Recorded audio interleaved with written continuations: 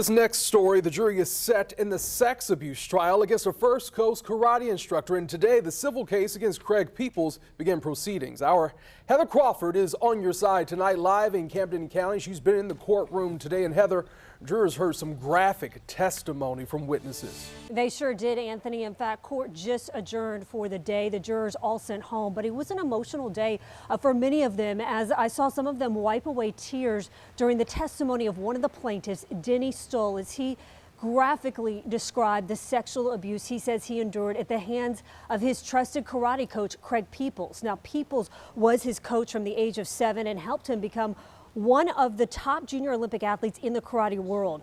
Today, jurors were shown pictures of Stoll and the 6 other plaintiffs when they were children entrusted to Peeples' care. Now, we typically do not identify alleged victims of sexual assault, but in this case, all of the victims gave us their permission. Stoll says he was just 10 years old when people showed him pornography for the first time, and from there he described it progressing into forcing him to perform sex acts on Peeples and on other underage boys. Stoll recalled asking if this is what little boys are supposed to do, and he testified that Peeples told him it's normal. Years later, Stoll says the trauma he says he endured still haunts him. Makes me worry, but it reminds me of it if I hear a parent or somebody saying that they're going to take their kid to karate. It worries me very much. If I see the PAX karate bus going to another elementary school to pick up kids, it disgusts me.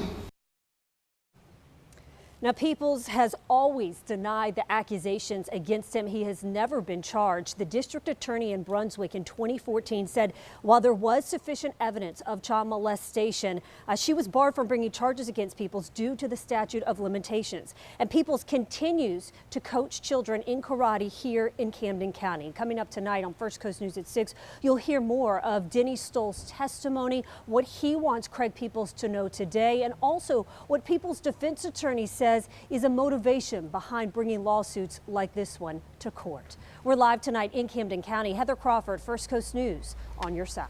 I asked him, "This is normal? Is this what little boys are supposed to do?" He told me this is normal. This is what little boys are supposed to do. Tearful testimony today from one of the 7 men suing their former PAX karate coach, Craig Peeples. They were the first to file a civil suit under Georgia's Hidden Predator Act, and now, 5 years after filing their suit, they are finally getting their day in court. Our Heather Crawford has been following this story for years, and she's live tonight outside the Camden County Courthouse. She's been in the courtroom today. Heather, tell us more. Anthony, I have to tell you, it was difficult listening to the testimony here at the courthouse today. In fact, we saw several people in the courtroom, including several of the jurors, wipe away tears as they listened to 2 of the 7 plaintiffs testify in graphic detail about the sexual abuse they say they endured at the hands of a man they trusted, their karate coach, Craig Peeples. Now, Peeples was here today in the courtroom listening to the testimony. Jurors were shown pictures of the 7 accusers when they were young boys around the age they say the sexual abuse started. Now, usually we do not identify victims of alleged abuse, but in this case, they all gave us their permission. Denny Stoll, one of the plaintiffs, testified about spending the night with Craig Peeples in hotels around the country during karate tournaments and even in Peeples' own bed at his house. He described Peeples having a container in his closet full of pornographic magazines and videos. He says that Peeples would show the boys while giving them alcohol and sexually abusing them. Abuse he says no child should ever have to endure. I want Craig to know that I haven't forgot what he did to me. I want him to know that I'll never forget what he did to me. I want him to be labeled as a child molester. I want him to go to jail. I want him to be held accountable for his actions. I don't want him to teach kids karate no more. I do not want him to be around kids, and especially little boys. Shouldn't be around them. Now, Peeples has always denied the accusations. He's never been charged with a crime. And while the district attorney in Brunswick said that she did find sufficient evidence of child molestation, she was barred from bringing charges due to the statute of limitations. Now, Peeples' attorney today, in opening statement, says that people bring lawsuits like this one for one of several reasons. He said money revenge, and attention. And coming up tonight on First Coast News at 7, I'm going to be talking with my colleague Ann Schindler, who was here for all of the testimony today, about what stands out about this case. Because while these allegations are criminal in nature, this is a civil trial. It's a civil case. So we're going to have a lot more for you coming up tonight on First Coast News at 7. Live in Camden County, Georgia, Heather Crawford, First Coast News, on your side.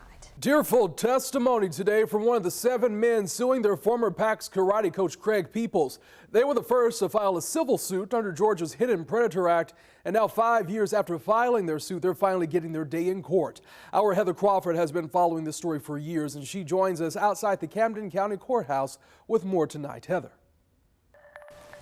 The first day of testimony in the civil trial wrapped up just before 5 o'clock tonight, and 2 of the plaintiffs were among those who testified today, describing in graphic detail about the sexual abuse they say they endured at the hands of their karate coach, Craig Peeples, when they were children. Denny Stoll testified that he would sometimes pretend to be asleep when he spent the night at Craig Peeples' house so that he wouldn't be one of the boys Peeples picked to molest that night. He said Peeples explicitly told him he was not to tell anyone about the sexual contact. He says the abuse has haunted him his entire life and even affected his decision to have children. No, sir, I do not want to have children. Because if I had kids, and anybody ever did what Craig did to me, I'd want to hurt them or even kill them. Ann Schindler has been here at the Camden County Courthouse for jury selection, and today all during testimony. Ann, you and I have covered a lot of trials, but what really stands out about this one is that these allegations are criminal in nature, but this is just a civil trial. That's right. It's unusual because you're hearing a lot of criminal charges, but in fact, what the plaintiffs in this case are looking for is some financial relief and compensation. They're looking for damages to compensate them for their suffering, but they're also looking for punitive damages, which are designed explicitly to punish the defendant. And we heard one of the plaintiffs testify today about why, after many years, he finally decided to break his silence and come forth saying that he had been sexually abused as a child. That's right. Not everyone was immediately willing to do this. It's obviously a very harrowing trial to be a part of. Some of them are very embarrassed by what they participated in as children.